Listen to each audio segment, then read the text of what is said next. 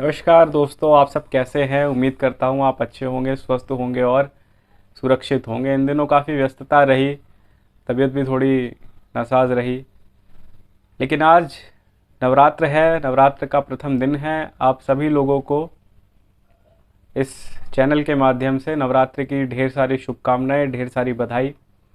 नवरात्र हम क्यों मनाते हैं, इस बात का जिक्र मैं अपने शुरू की वीडियो में कर चुका हूं। जब मैंने वीडियो शुरू करा था, जब इस चैनल को मैंने शुरू करा था, और राम की शक्ति पूजा में भी ये चीज़ जो है वो इंगित है कि पहला दिन पहले नवरात्र के रूप में ये क्यों हुआ था। मुख्य रूप से नवरात्र तो मैं बताते चलूँ आपको दोबारा कि जिस समय राम और रावण का युद्ध हो रहा था, तो उस समय एक ऐसा पल आया था कि जिस पल में राम की पराजय हुई थी और रावण की जीत हुई थी। हाँ, आपने बिल्कुल ठीक सुना, रावण की पराजय, राम की पराजय, रावण की जीत। राम काफ़ी परेशान थे, तो जामवंत आए, एडवाइज़र कमेटी के जो है मुख्य वही थे। तो वो आए और उन्होंने कहा कि प्रभु, आप एक युद्ध से क्यों परेशान हैं। एक युद्ध में जीत और हार लगी रहती है। अगर वो जीत गया, हम हार गए, तो क्या इसमें कोई चिंता का विषय नहीं है।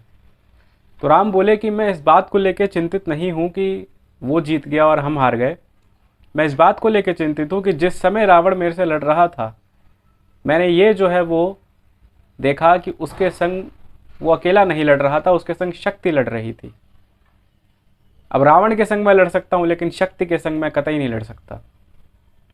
तो जामवंत ने कहा कि अगर ऐसा है तो आप भी फिर शक्ति की आराधना कीजिए। बाहर का जो काम है वो हम देख लेंगे, आप सिर्फ जो है वो शक्ति की आराधना करिए, लीन रहिए अपने पूजा में। सरोवर से फूल आते हैं 108 नीलकमल, और इसी वजह से राजीव नयन कहा जाता है। वो बात भी मैं आपको बताऊंगा, लेकिन अभी नहीं। दशम जब, यानी कि दशम जिस दिन दशहरा होगा, उस दिन मैं इस बात को आपको बताऊंगा। हालांकि पहले बता चुका हूँ, लेकिन फिर भी ये जो पवित्र दिन है, ये क्यों मनाया जाता है, इसके बारे में जो अंतिम जो दशम दिन की जो कहानी थी, दशम दिन का जो प्रसंग था, वो मैं आपको तभी सुनाऊंगा। तो राम जो है वो शक्ति की आराधना करते हैं। पहला दिन बीतता है, पहले नवरात्र, दूसरा दिन, दूसरे नवरात्र, इस तरीके से करके वो दशम यानी कि दशम दशहरे तक वो पहुंचते हैं। 9 दिन समाप्त करने के बाद, तो वो आगे की बात है।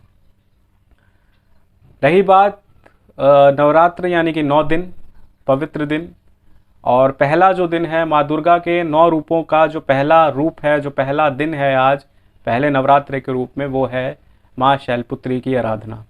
शैलपुत्री क्यों कहा जाता है दोस्तों? तो इसलिए कहा जाता है क्योंकि हिमालय की पुत्री माना जाता था माँ शैलपुत्री को, इसलिए उनको शैलपुत्री का जो है वो नाम दिया गया।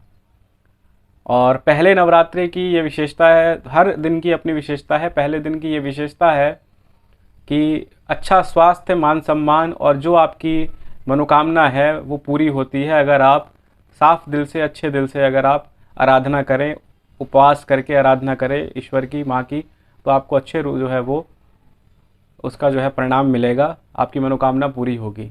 माँ शैलपुत्री को सफ़ेद रंग, श्वेत रंग काफ़ी पसंद है।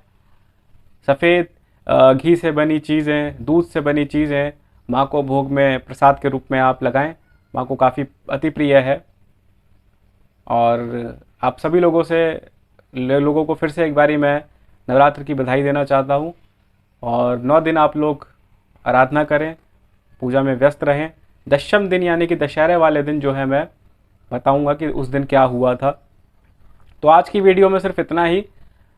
आप सब लोगों को फिर से नवरात्र की बधाई, और हम मिलेंगे आपसे फिर अगले सप्ताह, और फिर हम बात करेंगे दशम यानी कि दशहरा का जो दिन था, क्या प्रसंग था, क्या हुआ था राम के साथ उस दिन, और किस तरीके से दशहरा का त्यौहार मनाया गया, ये मैं आपसे बात करूंगा। किस तरीके से नवरात्र समाप्त हुआ, ये मैं आपसे बात करूंगा। तब तक के लिए नमस्कार। आप लोग अपना ध्यान रखें, खुश रहें, मस्त रहें। हमारी कामना है माँ से कि जिस तरीके से 9 दिन में माँ आई है, घर में खुशहाली, हर्ष, वैभव, कीर्ति, सम्मान सब बढ़ गया है, वैसे ही सबके घरों में जो है वो ये दस्तक दे, सबके घरों में जो है वो माँ इसी तरीके से अपना आशीर्वाद दें।